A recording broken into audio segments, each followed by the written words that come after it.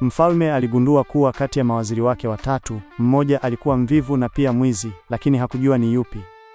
Siku moja alibuni mpango wa kuwajaribu. Akawaita wote na kuwaambia, kila mmoja achukue mfuko, aende bustanini na ajaze matunda bora kadri awezavyo. Waziri wa kwanza alikuwa mwaminifu na mwenye bidii.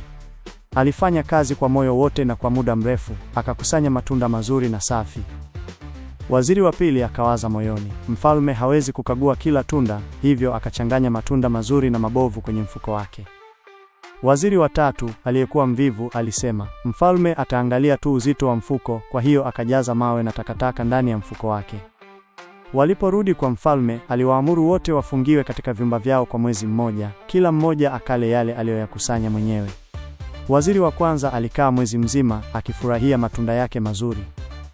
Waziri wa pili alianza kula matunda mazuri mwanzoni, lakini baada ya muda mafusho na uozo vilimkosesha raha, hakuweza kumaliza mwezi.